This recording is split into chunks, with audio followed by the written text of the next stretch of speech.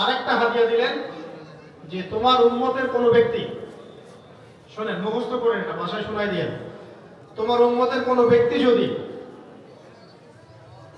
শিরক মুক্ত অবস্থায়, কি মুক্ত অবস্থায়, শিরক মুক্ত অবস্থায় আমার সাথে সাক্ষাৎ করে, মানে কোনো ব্যক্তি ইন্তেকাল করেছে এই উম্মতের, তার আমলনামাতে কোনো শিরকের পাপ নাই,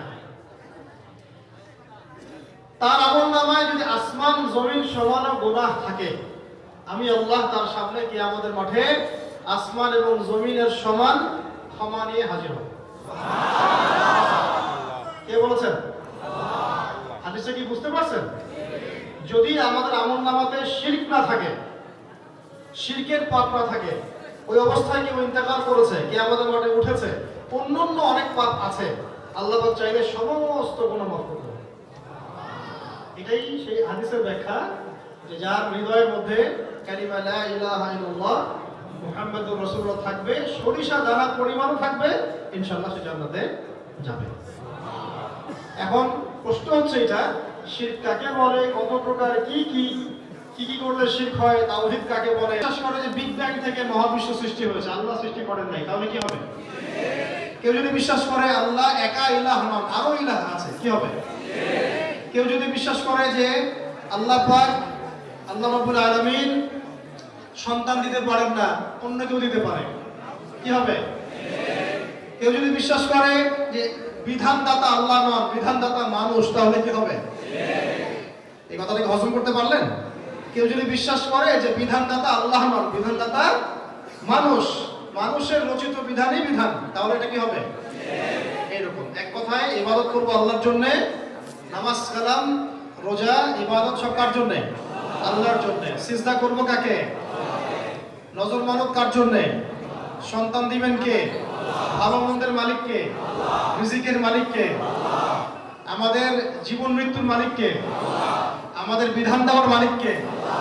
আমাদের কল্যাণ অকল্যাণের মালিক কে? এই সব বিষয়ে আল্লাহর দিকে নিসবত করব। আমি ভয় করব কাকে? মহব্বত করব সবচেয়ে বেশি কাকে? এরকম এই বিষয়গুলোকে বিশ্বাস করার নাম হলো তাওহীদ।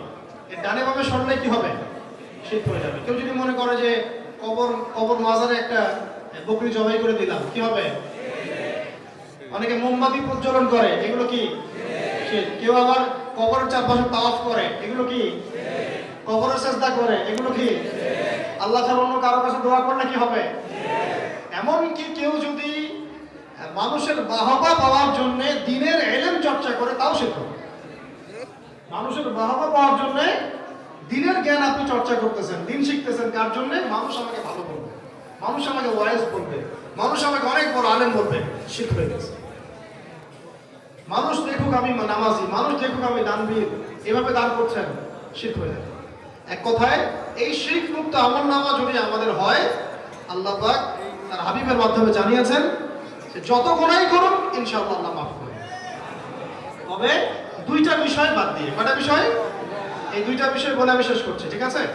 দুইটা বিষয় বাদ দিয়ে, সেটা হলো যদি তার আমলনামায় ঋণ থাকে, ঋণ কি থাকে, তাহলে ঋণের যে বোঝা, এটার কারণে আত্মা ঝুলে থাকে, আত্মা ঝুলে থাকে। তাই ঋণ পরিশোধ করা খুব জরুরি।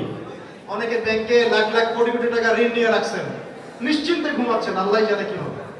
অনেকে দেশ থেকে লাখ লাখ কোটি কোটি টাকা পাচার করে দিয়েছে, জানেন আল্লাহ কিয়ামতের মাঠে কি হবে। কোনো ভয় নাই, আল্লাহর কোনো ভয় নাই। আল্লাহর ভয় মানুষের মধ্যে থাকলে মানুষ এগুলো করতে পারতো না। তো শহীদ, যদি কেউ শহীদ হয় তবুও তার আত্মা ঝুলে থাকে যদি তার ঋণ থাকে। আল্লাহ পাক আমাদের সবাইকে ঋণ মুক্ত জীবন দান করেন। এই জন্য একটা দোয়া হলো, আল্লাহুম্মা কফিনি বিহালালিকা আন হারামিক ওয়া আগনিনি বিফদলিকা আম্মান সিওয়াক।